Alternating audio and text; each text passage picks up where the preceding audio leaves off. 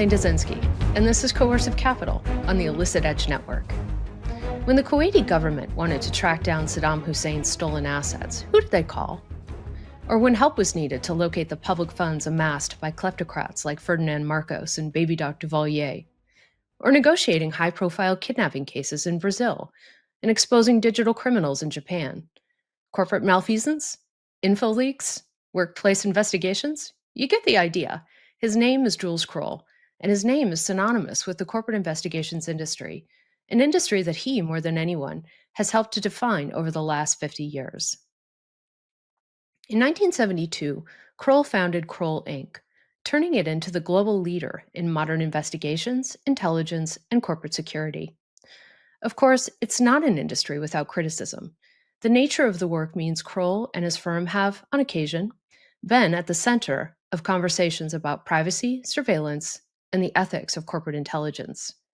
After leaving his eponymous firm, he became the co-founder and executive chair of K2 Intelligence, and now K2 Integrity, a financial crimes risk compliance and advisory services firm.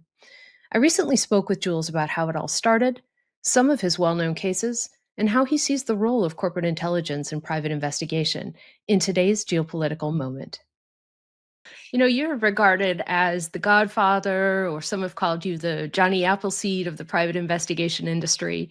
And if you look at the number of private investigators who've come through the doors of Kroll, you've trained so many. I wanted to start the conversation by going back to when you started your work in the private investigation field around 1972. Why did you start the firm? Why did you get into the private investigative world in the first place? Well, we didn't start as investigators. I had been an assistant DA in Manhattan, and we had a small, struggling family printing business, which we ended up disposing of. But that gave me the idea for a consulting business, not an investigations business, which focused for several years on how to make the purchasing or the procurement process more honest, because there was quite a bit of commercial bribery. So I would say for the first 4 or 5 years, that's primarily what we did, was consulting on how to improve and how to provide special audits. We didn't call ourselves investigators until the early 80s, after 7, 8 years in business. That's fascinating. I also think it's interesting that your own experience with dealing with corruption and what your father, as I was reading, what your father went through in terms of trying to protect his own business from corruption was the impetus behind your work. And I know that for a period of time you were interested in going into public service, and you ran a campaign. How did that influence where you ended up going? Well, it was a profound influence because as a kid, I was raised in Queens. Um, I actually ran in an insurgent campaign against the established Democratic machine, which was corrupt from top to bottom. It was an anti-corruption campaign circa 1971. And it was very clear that it was a corrupt system. And in fact, out of the during the period of 70s and early 80s, 26 of the public officials in Queens ended up going to jail on various forms of corruption or bribery cases, including the fellow who was the organization's candidate who I ran against and lost to. He went away subsequently on federal charges, felony charges, twice. But he was only one of 26 that was caught up in the corruption of the day. So that experience had a profound effect on my thinking and my goals and on the creation of the business. So over the years, you've had a lot of high-profile cases, and a lot of cases that were very much under the radar. But one thing that struck me about the kinds of work that you've taken on is that you've been going after kleptocrats before the term kleptocrat was even in use. When we think about Saddam Hussein, tracking his stolen assets, Ferdinand Marcos, Haiti's baby Doc Duvalier, and others, I'm curious about how you think about kleptocrats today. We talk about Putin as a kleptocrat. We talk about other current leaders in authoritarian regimes as driving kleptocracies. Has anything really changed? No, we ended up doing this kind of work originally uh, as part of the business in 1985 when we did a pro bono assignment for the U.S. Congress. The late Congressman Stephen Solars, who was a friend, called me and said, uh, I've been railing against Ferdinand Marcos for years with all the money, U.S. money he steals for himself and his family and his cronies. And there's been some excellent work done by the Sacramento, uh, on the Sacramento Bee, by some expats from the Philippines. And he said, I can't evaluate it. It looks real. Will you help me evaluate it? And will you help me perfect the investigation? Because I've never done an investigation before. And he said, I also can't pay you. So that was the beginning.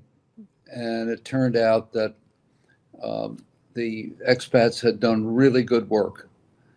Our work was really in support of their original work. And so I was very proud to help. And that became the first case of kleptocracy that we were involved in. And it was the first of maybe 60, at this point, it's 65, 66 of those between my original business and my current business.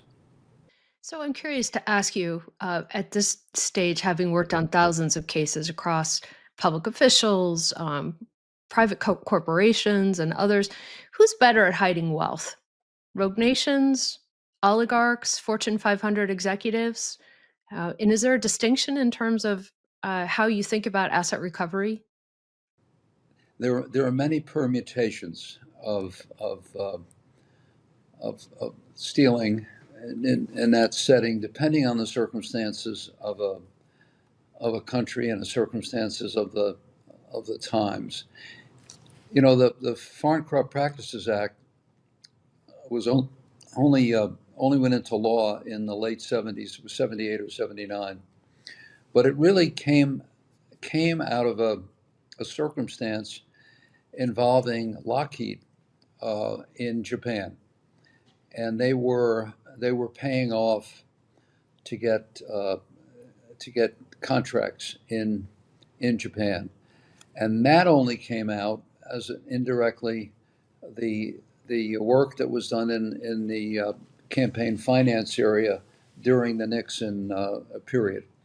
So it first came to formal public attention during that time, and each of these circumstances is somewhat different. So for example, um, the work we did with Marcos, uh, there had been um, there had been outstanding work that had already been done by these Filipino expats. But we put lawyers on it, we put forensic accountants on it, and of course we had the power of the congressional subpoena at that point. When we did the work in Haiti, going after baby Doc, who was the son of the prior ruler of Haiti. That was just a crude taking.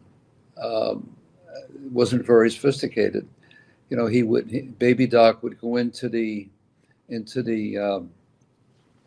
the treasury of Haiti and it would write a check, and this was literally the case, $4 million to to buy an apartment at Trump Tower. This was back in the late 80s. So it was very crude, very unsophisticated. When you go to the period um, early in the early 90s, we had worked for the Yeltsin regime, and we were hired to track the money the KGB had taken out of the country and used offshore, and that was much more sophisticated with cutouts and cover stories, and something you can imagine was done on a reasonably sophisticated basis. The problem was when we turned the information over to members of the Yeltsin regime, that money didn't always make it back to the state. When you had the takeover of many assets in Russia, some of the early oligarchs were people who knew how to get a hold of those assets, and many of them became billionaires as a result of it. In the case of Fujimori, which was another case we had done, who had been the president of Peru, we had a contract from the UN, and we were able to uncover all the monies that he was funneling to his relatives back in Japan. So each one of these cases is different. And so I'm avoiding generalizing because they are different. In the case of Collor de Mello in Brazil, he was taking bribes even before he took office through his campaign manager. And we were hired by the Brazilian Congress in the context of an impeachment proceeding. So it depends on who's hired us. Is it somebody like the UN? Is it a Congress? Is it a corporation? Who is it? And what do they know at the point in time? They almost always know something before we're hired, which is the reason we're hired. This is in the public sector as opposed to the corporate sector. And sometimes there's a fine line between outright stealing and conflicts of interest. We see that playing out today in different parts of the world, including our own. What's a conflict of interest and what is outright stealing? What is permissible under the law, and what is the law? What are the rulings of the courts? What are the attitudes of the country? All these things come into play. So I know I'm going on a bit longer, but the answer is it depends. I want to pick up on the FCPA conversation because it's such a critical time right now in terms of how we're thinking about countering corruption. And there was a recent move by the Trump administration to move resources away from enforcing the FCPA on US companies towards going after cartels, money laundering organizations, criminal networks. It's really early to understand how this is going to play out. But, one of the things that struck me is how over the last 50 or so years, the FCPA has become such a foundational element, not only for the US, but for many countries who've emulated that legislation. And I think it's also been a huge component that has driven investigative work in the industry around that. How do you see this evolution of FCPA enforcement over the last 5 decades and where we are now? I mean, do you have thoughts about where anti-corruption enforcement needs to go in the future? Well, first a little history. After the laws were passed in the late 70s, there was very little pickup on the part of other countries. And in fact, there were almost no FCPA prosecutions as you went into the 80s. So something like the FCPA and something like different forms of bribery are affected by the political priorities of the time. Certain administrations have it as a high priority. Other administrations have it as a low priority. Not just in this country. Most of our investigations for FCPA did not first and foremost begin at the at the initiation of American institutions. I'll give you a couple of examples, but the theme of my comment is that it is the priority of the political class that is determining what will be emphasized and what will be de-emphasized. So, for example, we had a case where we worked for uh,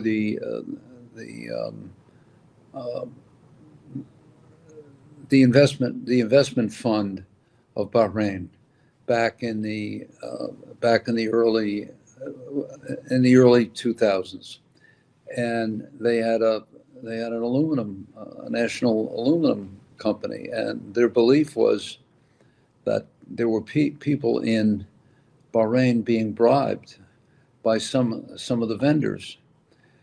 And sure enough, when we did the work, there were all sorts of vendors that were bribing people in Bahrain. Now, we were hired by the person who was then the crown prince, son of the king.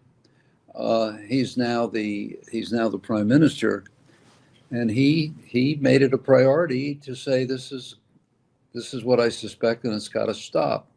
At the end of the day, we caught a half a dozen companies, American, European, and Japanese companies that were bribing to get business in the National Aluminum Company, the most prominent of which was Alcoa, an American company. And we literally went to them and we said, listen, this is what we think is going on. We're not looking to, our client is not looking to have scalps up on the wall. They just want the economic recompense for what you've taken from them. And they refused. They hired an outside law firm who, frankly, whitewashed the whole thing.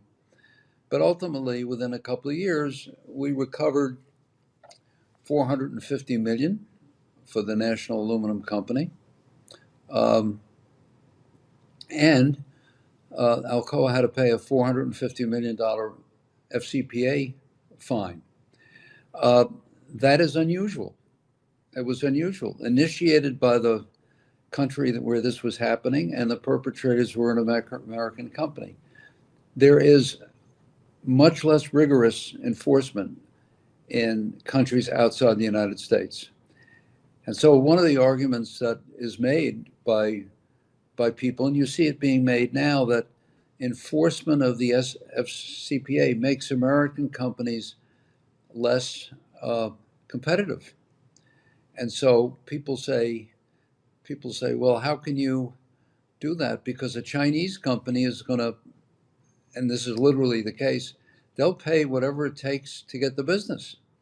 And I could name other countries as well. The Chinese are not the only ones that are doing it. So the political agendas of ruling parties in different countries set the policy, and that policy waxes and wanes depending on what the priorities are.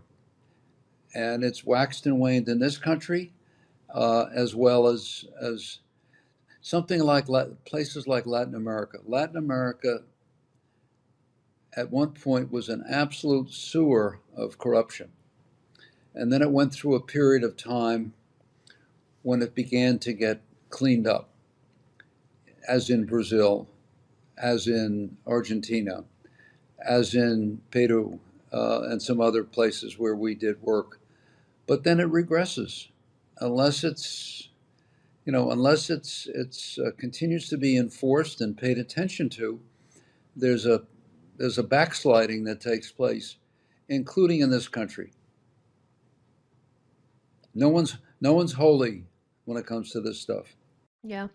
And the digital asset question is something we've talked about on the show in different episodes and different contexts. But the idea that a foundational technology like the blockchain and how Bitcoin was originally envisioned has become something different, something that was meant to be auditable, traceable, transparent. is really none of those things. And it's been, I think, very difficult to get that toehold in terms of a regulatory structure to really address the threats. And I think for the public sector, it means that they're, I mean, if they're normally 2 steps behind the threat, they may be 10 steps behind. Do you think there's a greater role for private investigators to help fill that gap? Well, I think the investigative industry consists of many components. Uh, when I started out in this field, which is a long time ago, uh, there really weren't that many people doing investigations in the private sector. They might do it in the context of a piece of litigation or something like that. Or law enforcement might do it in the context of their work. But it was a relatively new field when I began this in the 70s. Um, that changed over time. I mean, when we began to work in this area, it was doing preventative work. So, for example, for the banks and the investment banks, we were doing something back in the day, uh, which was really due diligence. But we were doing research and investigations into people they were either lending money to or raising money for. But we avoided using the word investigations. We called it due diligence, and we had something called in the late 70s that began to become known as the Kroll report. So we wanted to make it benign. We didn't want to use the word investigation. In fact, we didn't have our first investigative license until we were in business for, I don't know, 8, 9 years. We were consultants. But I think what's happened today is there are many, many people conducting investigations. So, for example, search firms, they conduct, they call it due diligence. They avoid using the word investigations.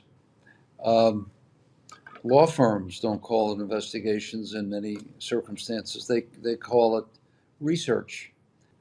It's the same thing. It really is the same thing. Now, there are people who are outliers that go about doing work that is either unethical or illegal. But that's not limited to investigators. That can be anybody doing that. So it's always a challenge because regardless of who the news media is, if it's an investigator, you're spying. You're spying, digging for dirt. It's really no different than these other disciplines. But I've somewhat given up that fight because the media loves to refer to it that way. So I want to Sexier. pick. Yeah, thanks. Thanks. Yeah. I actually want to pick up on that because there has been plenty of criticism of the let's call it the private investigation world, right? Both in terms of the tactics that are used as well as the clients that are served. And you haven't been immune to that criticism. Most people in the industry, if they've been in the business for a while, probably are not immune to that criticism. But how do you respond to this idea that the industry should operate within a certain set of boundaries or should potentially be more closely regulated? Well, what's interesting is the search firms are not regulated. The consulting firms are not regulated. The law firms are regulated. Investigators are regulated, not just in the United States. It's usually regulated under state law, but they're regulated in most parts of the world. So regulation exists. Now, there are people, since you're asking about investigators, I won't talk about the other areas. Um, and frankly, there's not that much of a difference in terms of how they conduct themselves. But let's stay with the investigators because that's what this focuses on. Uh, there are certain things that it's very clear. There's a very, very clear line that seeking to access certain information is illegal, that it's a violation of some regulations that exist. And then there are other situations that may look like they're not proper, but they're permissible. So, for example, setting up an undercover operation, that is legal. There is no place in the United States where setting up an undercover operation is illegal, depending on who's hiring you. So an employer can hire you to work independently within your own company. Now, can you work in somebody else's company undercover? Different story. And that will depend on those circumstances. Are you allowed to? There's an expression called dumpster diving. That is where you're looking into people's trash. That is viewed as being legal in most places where the parties disposing of their materials in their trash have indicated that they have no continuing interest in what they've disposed of. So I can think of cases that we had. It was a pretty well-known case back in the day where a company was dumping all kinds of printouts and documents to avoid having to turn them over in discovery, in a lawsuit, in a takeover case.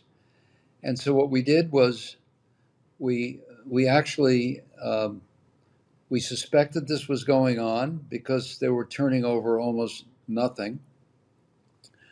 But to be safe, we checked the law in that state. It happened to be Texas.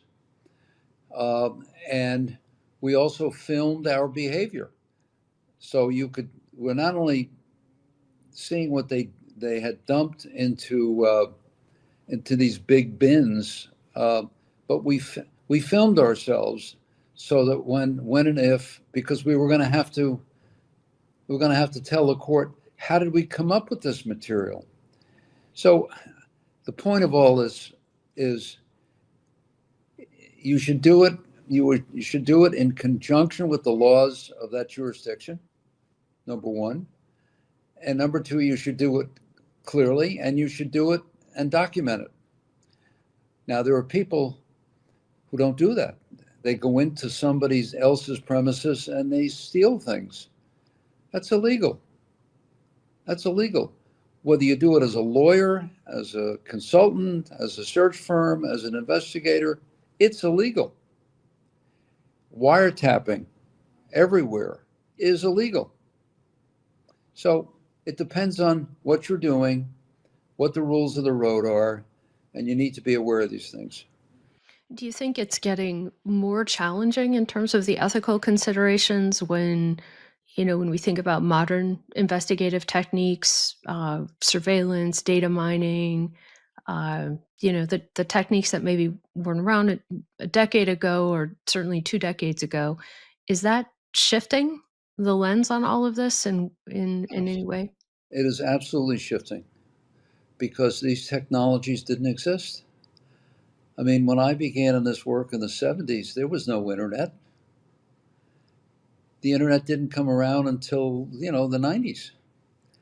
And so when you wanted documents, court documents, you had to go down to the courthouse and look in the files. You had to find a way to get access to the newspaper, what they used to call newspaper morgues. Well, the world has come a long way since primarily because of the internet. And so, yes, there are many things to be done today, and technology will always be ahead of where the law is. And the crooks will always be ahead of where law enforcement is and the private sector is. It's always a question of a catch up. I want to talk about some of the aspects that we're dealing with today in terms of great power competition and the role of intelligence and private investigation in particular. But before we go there, I'm curious if you can think of a case that still keeps you up at night. Maybe the case that got away, or something that just feels unresolved. How much time do we have? We have time. Well, we've done thousands. I've been in business since 1972. Now, the business has changed over the years. Um, I think the cases that haunt me are those that that something downright illegal has gone on, but we just couldn't gain access to the information, or the perpetrators were too clever. They were able to lie in a courtroom, and they got away with it. It's the same, in a sense, the same frustration one would have as a prosecutor or as a defense counsel, because it's not as if law enforcement is always pure. Sometimes law enforcement's behavior is not ethical. Um, it's also true with defense counsel or defendants. So nobody owns integrity all by themselves. But to your original question, uh, what what uh, what haunts me? Um, I think it's public corruption is the area that is for me the most vexing. I'll give you an example. We were hired by the anti-corruption chief of Kenya years ago,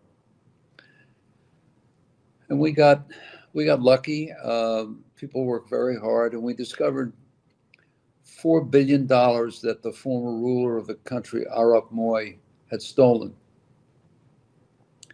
But he still had political power in the country, even though he was out of office. And he got the anti-corruption chief fired, and in turn, his replacement fired us. Those are the kind of things that you sort of never forget. Do you feel like there's a case that you're most proud of, or one that you think had the most impact in terms of stopping a corrupt oligarch, or having some general benefit for the public? The one that first comes to mind is the work we did after the invasion of Kuwait, August 2nd of 1990. In October, we were hired by the government of Kuwait to do two things. One was to look for assets that he had taken from his own people and from the Kuwaitis, and number two, to try to uncover his source of important strategic weapons. And this is work we did throughout 1991 and continued on even after Kuwait was liberated in March of 91.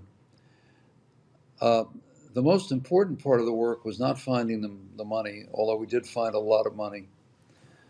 The most important part of the work was to uncover the way in which he was acquiring dual-use technology for his armaments.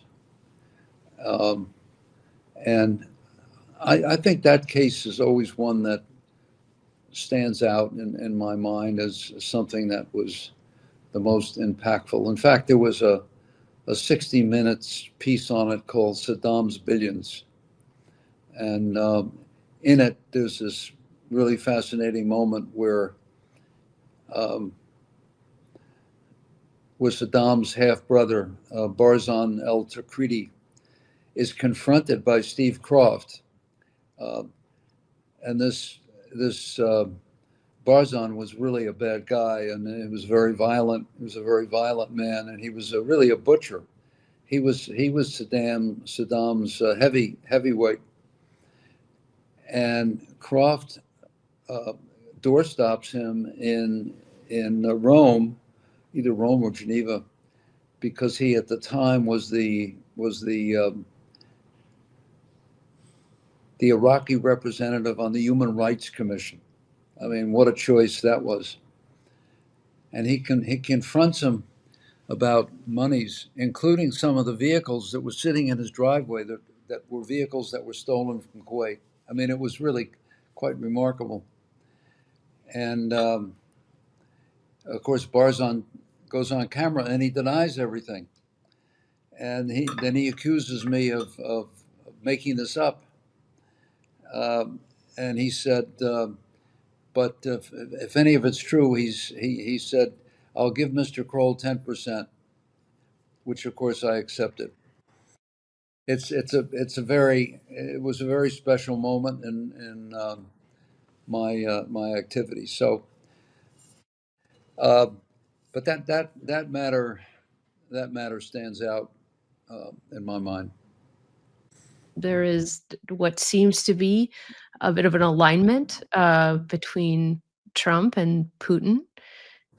We have a rising China, which is problematic for a lot of reasons, including operating as a non-market player, right? And that is challenging for us from an economic security perspective. We have a kleptocracy in Venezuela, a kleptocracy in Iran. It's going to be interesting to see how all this sorts itself out.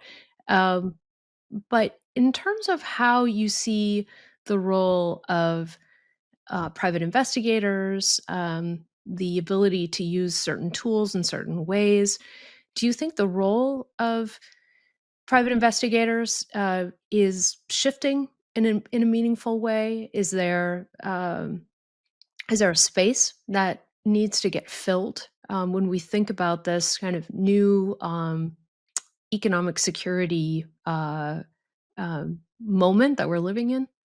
We do have to find new tools because there is far less access today than there used to be. So back in the day, by the late 80s, I had 5 offices in China, Hong Kong, and then 4 other offices in China.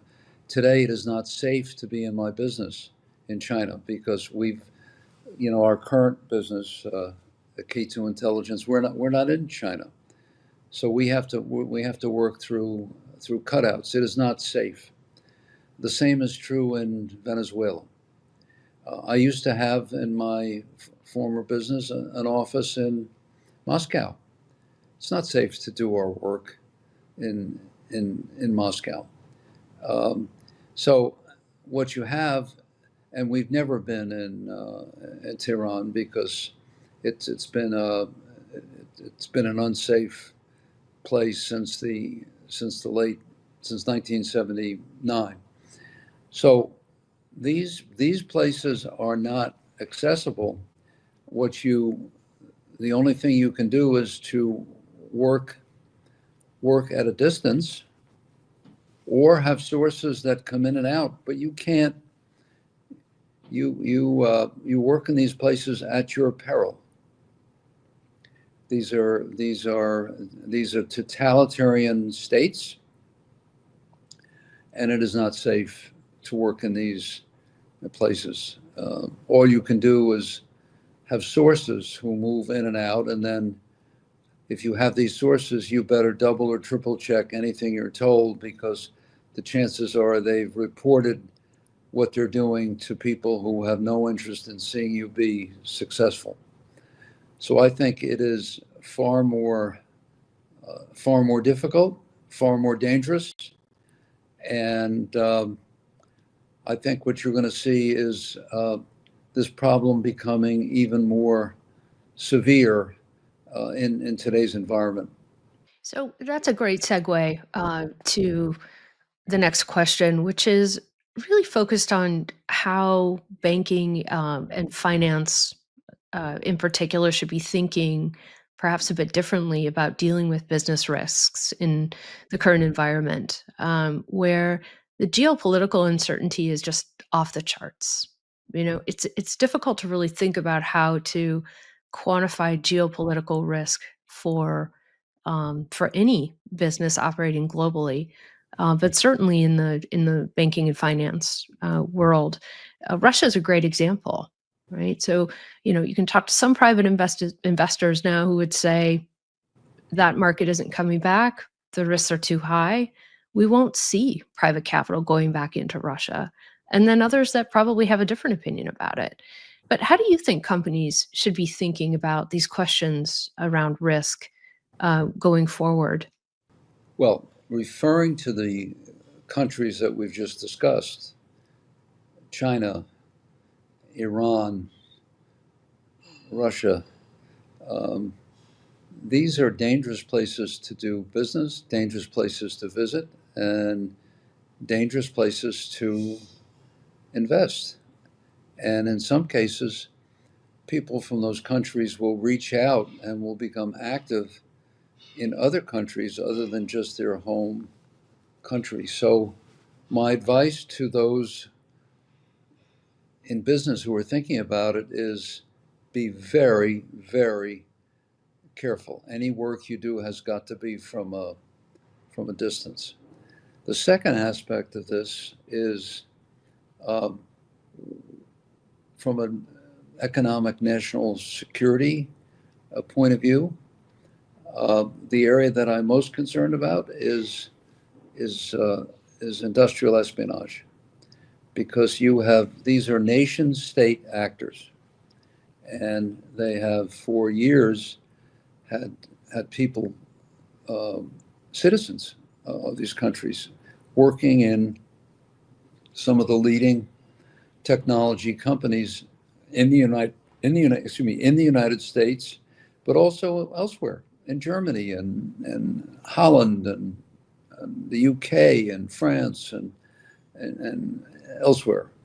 So the industrial espionage threat is paramount, and so I think one should focus on people who are working in your companies and in your country, and that would be one of the first places that I would look. I don't think I would encourage people. Well, I definitely would not encourage people to try to go into these other countries and operate. It is seriously dangerous.